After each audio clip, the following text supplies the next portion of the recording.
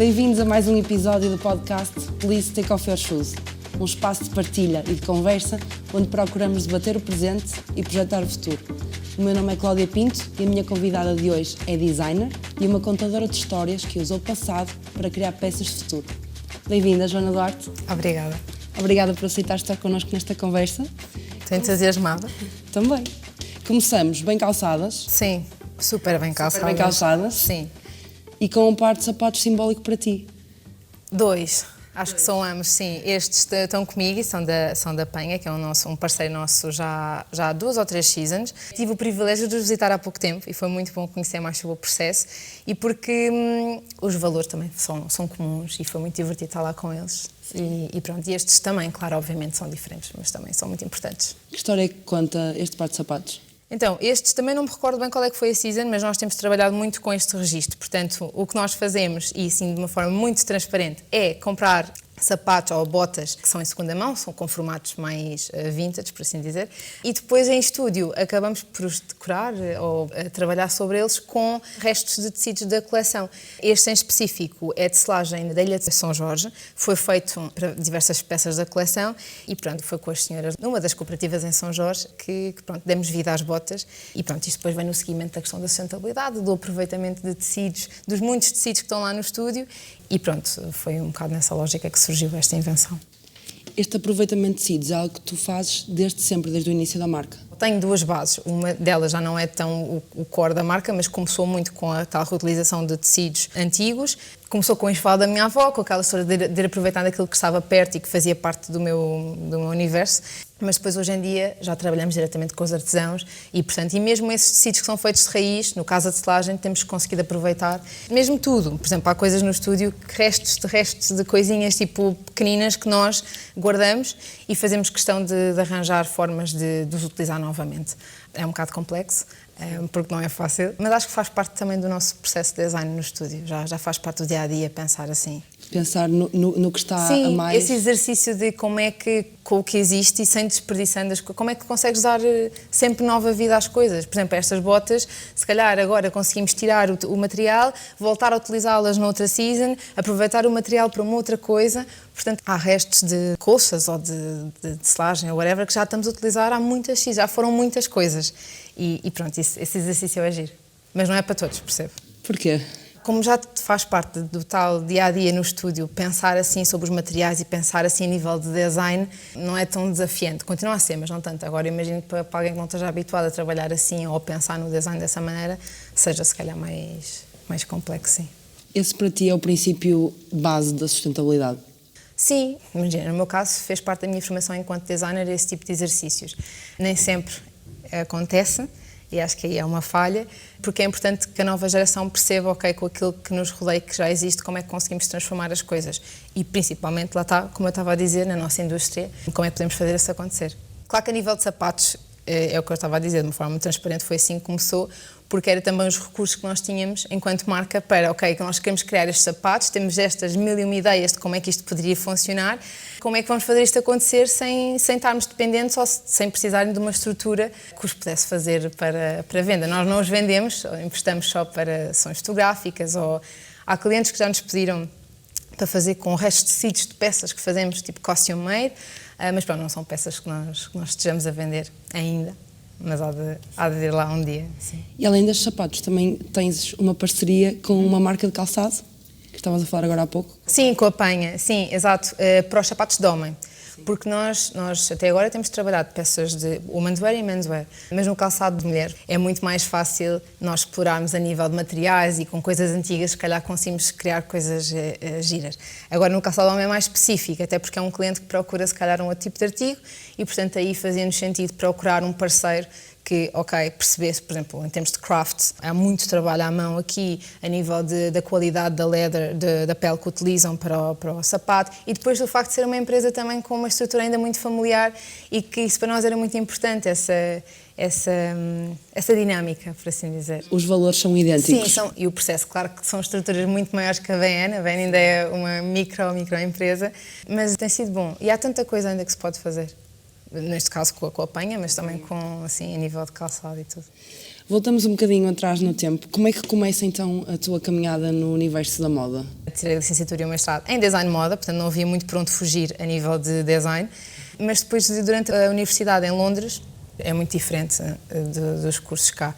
E aí tive assim um primeiro contacto com a realidade, né? E depois não queria ter nada a ver com design, portanto depois fui para a Índia, costumo dizer que um bocado clichê, também fugi um bocado para ter toda uma iluminação enquanto designer, mas que foi verdade. E lá trabalhei com artesãos.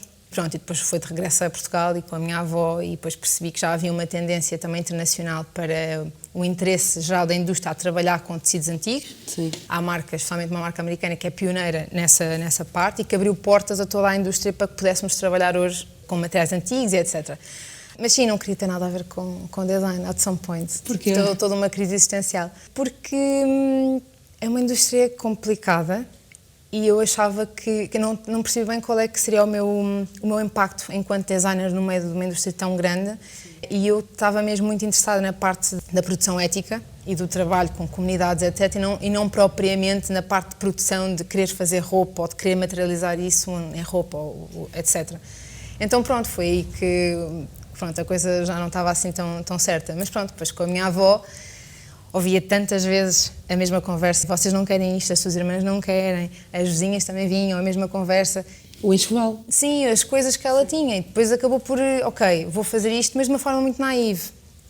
Zero planeado, zero business plans, zero estratégia. Ainda hoje não estou a aprender sobre essa parte.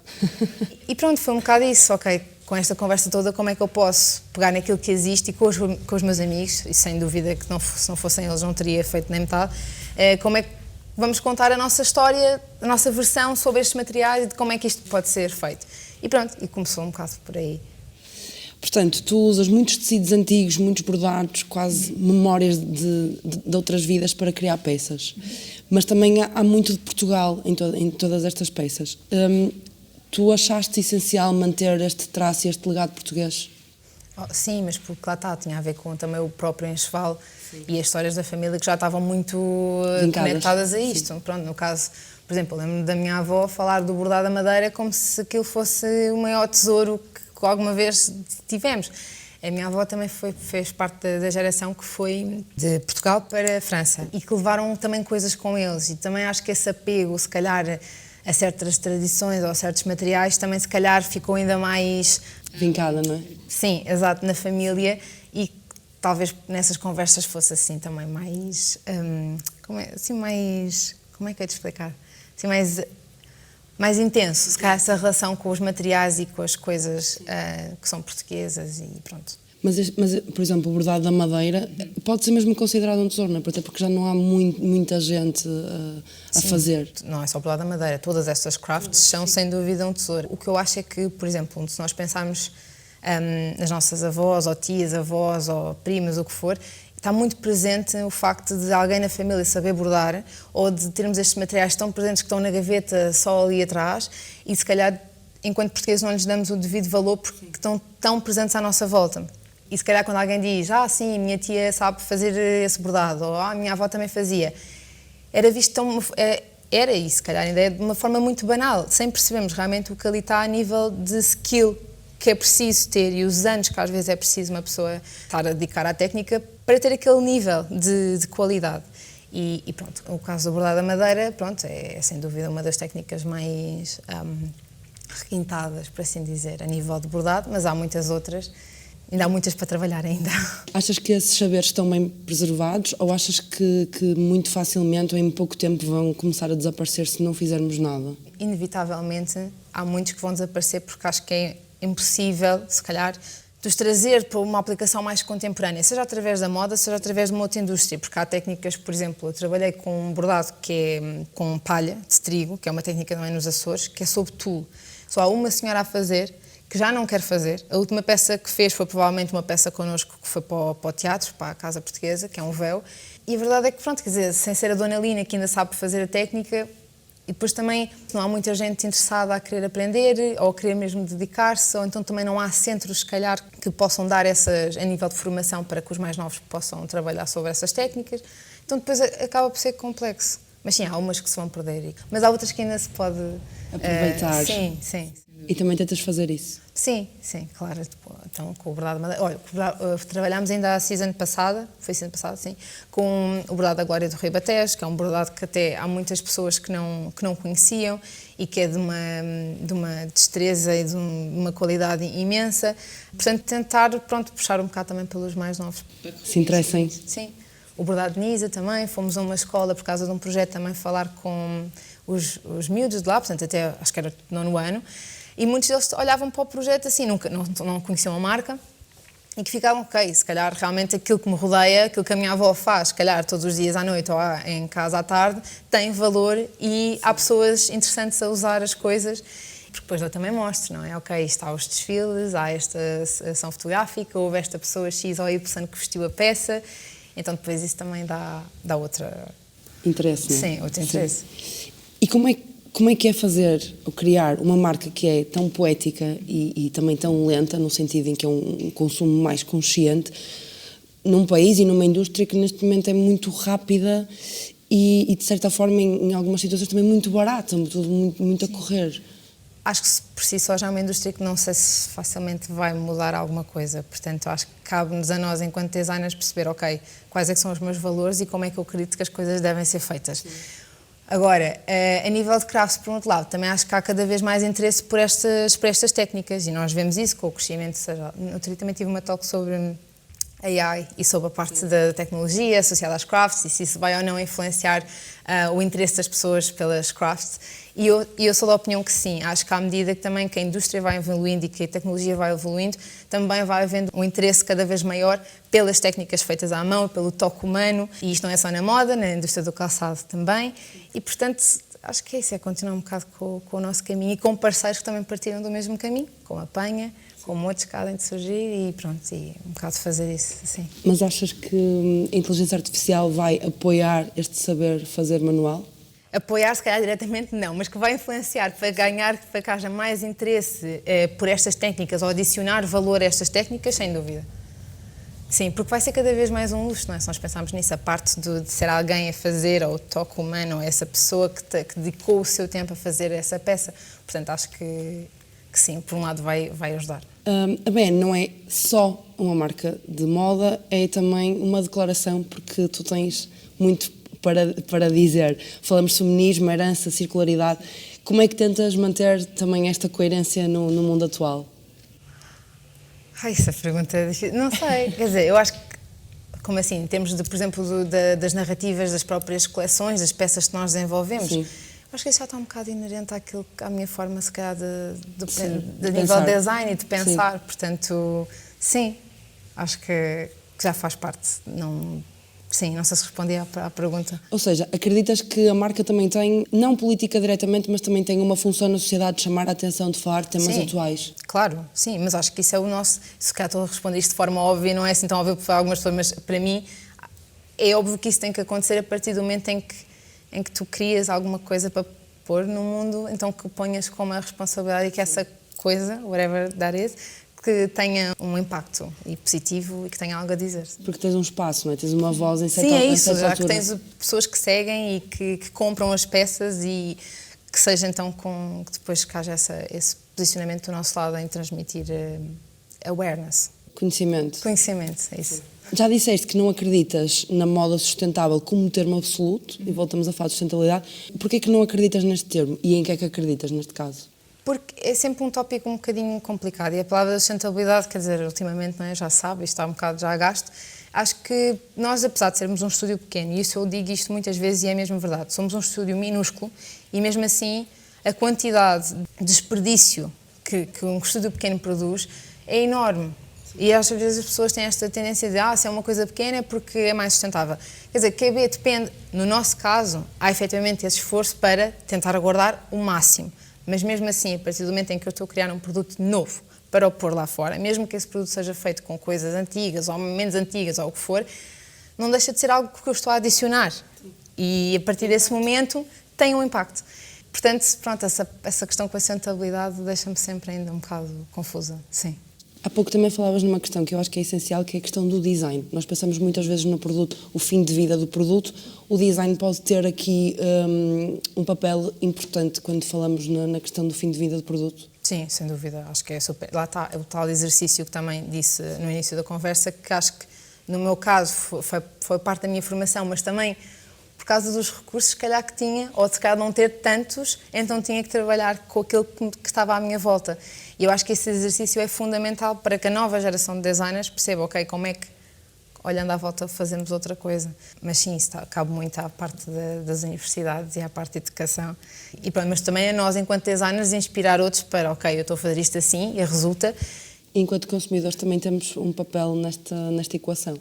Sim, mas é um bocado ingrato essa questão do consumidor também de ter... Claro que há uma responsabilidade de nos informarmos sobre que fibras é que são melhores, que fibras é que são piores, o que é que eu estou realmente a comprar, quem é que eu estou a comprar. Mas é um bocado ingrato de pôr também essa pressão, porque quer dizer, lá está, eu sou da opinião de que acho que a indústria não vai mudar assim tanto quanto isso. As pessoas vão querer continuar a comprar, vão querer sempre a questão da novidade, isso vai ser sempre assim, e portanto, acho que é só do nosso lado, é ok, dar novidade, mas que tenha um impacto, se calhar, um bocadinho mais ponderado. E não pôr do lado do consumidor essa coisa daí, agora tenho que... não sei. Mas, por exemplo, quando falamos de fast fashion, não achas que uma grande parte da responsabilidade também está em nós consumidores? Sim, mas lá está, acho que ao mesmo tempo, quer dizer, com as redes sociais, com a internet, com a maneira como as coisas também estão construídas, é um bocado... é isso, acho que há que criar awareness para que quem está a comprar saber o que é que está a comprar e a quem. Mas acho que também é assim um bocado ingrato com a maneira como as coisas são construídas, de pôr essa culpa toda ou dar só ao consumidor, de todo. Cabe às indústrias e a quem tem esse poder, se calhar, de alterar alguma coisa, fazer as coisas de outra forma. Como é que definirias moda de autor? Pensada. Se calhar acho que é a melhor maneira, se calhar, de escrever peças de autor. E pensadas com tempo, idealmente, nem sempre acontece, mas tentamos que assim seja. Portanto, sim. E há muito potencial em Portugal? Sim, porque não só a nível de design, das pessoas que lá temos a fazer design, mas porque temos toda uma indústria fortíssima associada, seja a nível têxtil, seja a nível do calçado, e com quem poderíamos estar a fazer muito mais coisas. Mas isso é outro tópico para outra conversa. Mais parcerias? Sim. Se tivesses de escolher um bordado, uma peça que te tenha marcado desde o início da tua carreira, o que é que escolhias? Eu gostei muito de trabalhar com a tecelagem em São Jorge, acho que também lá está... Parte do meu coração cada vez que lá vou, porque é uma cooperativa mesmo muito pequenina, elas são só duas, uma delas já tem uma idade assim avançada, portanto eu penso, quando ela já não puder fazer, como é que vai ser, e depois é incrível a capacidade que ela tem também de ver, uma das senhoras, ver os padrões, de conseguir criar padrões só de olhar e notear, e acho que isso é mesmo daquelas coisas, só quem conhece estas técnicas sabe o valor que ali está e a capacidade que aquela pessoa tem. Mas sim, sem dúvida que a tecelagem de São Jorge e poder brincar um bocado nos sapatos e nos acessórios que fazemos com estes materiais. Mas todas elas são especiais. Têm todas histórias grandes e com pessoas que tiveram, sim, ocuparam muito espaço no meu coração, por assim dizer. A moda também acaba por ser muito ligada à emoção e a estas ligações pessoais. Exato. Sim.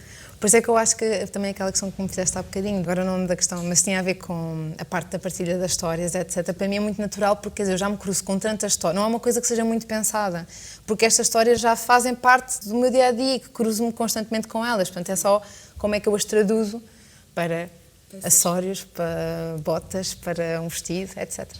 E se a tua carreira fosse uma coleção, que nome é que lhe davas? Sabes que os nomes das minhas coleções são sempre... demora imenso tempo a encontrar os nomes. É. Por exemplo, a última era um prato que dizia és má. É um prato antigo. E a questão para mim foi como é que alguém tem um prato que diz és má. Ou então, por exemplo, a outra que era um talego antigo que dizia não te quero. Porque é que alguém havia de bordar um talego a dizer não te quero para oferecer? E são essas histórias que depois que também são o conceito e a base para a coleção. Pronto, mas são coisas antigas. Portanto, eu acho que a coleção tinha que ser alguma coisa antiga, mas cá ainda não me cruzei com nada assim que me lembro assim de repente. Não sei, vou pensar sobre isto e um dia fico dizer, mas pronto, coisas antigas, e isto envolve muita pesquisa em feiras e etc. Mas as tuas coleções partem sempre de algo que descobres e constróis a partir daí? Sim, sem dúvida. Os nomes e um bocado desse conceito, sim. Depois depende um bocado das técnicas com que estou a trabalhar. Por exemplo, essa do não te quero era um talego que parecia... As senhoras da Glória disseram que aquilo não era delas, mas aquilo estava identificado no museu como sendo da região da Glória. Mas pronto, já estava a trabalhar com elas e depois então fez um match perfeito. Pronto. Elas dizem que aquilo não é dali, mas aquilo parece-me também que é da Glória. É dali. Sim, então pronto, partiu assim. Que legado é que gostavas de deixar aos jovens criadores? Se calhar, eu dizer esta visão diferente, se calhar, sobre os materiais que nós temos e que são tão presentes. Por exemplo, penso muito na coleção que eu fiz com as saias do Ribatejo, que eram umas mini saias e coisa, tudo com aqueles tecidos que são tradicionais. E tanta gente tem aquelas mantas em casa. E eu acho que isso é a melhor forma, se calhar, de descrever aquilo que é o trabalho da BN e o nosso trabalho no estúdio, que é pegar nestes materiais, que até se calhar temos uma manta estendida não sei de onde, ou a tia tem não sei onde, e de repente é uma mini saia super gira num desfile, ou seja, descontextualizar Sim. estes materiais e estas técnicas. Acho que se calhar é a melhor forma de descrever, sim. Se pudesses deixar estes sapatos à porta do futuro, que legado é que gostavas que eles deixassem? Não sei, porque já falei sobre a questão do legado, não é? Já falei sobre a questão das histórias e dos materiais e da importância de descontextualizar os materiais. Agora, o que é que eu quero que fique daqui para a frente, se um dia não estiver cá, não é? Eu saber deixar de estar cá. Acho que é essa visão, esse twist, não sei como dá-se, que a BN faz aos materiais, não sei, essa energia. Transportá-los no tempo Sim. E torná-los numa peça do futuro. Exato, acho que é um bocado isso, sim. Fico curiosa para quem os encontrar e ver as botas assim, uou, de repente. Ou o que é que vão fazer com os sapatos quando os encontrarem? Sim. Quando os encontrarem. Sim, pode ser. Obrigada. Obrigada. Obrigada por nos acompanhar em mais um episódio do podcast Please Take Off Your Shoes. Até à próxima.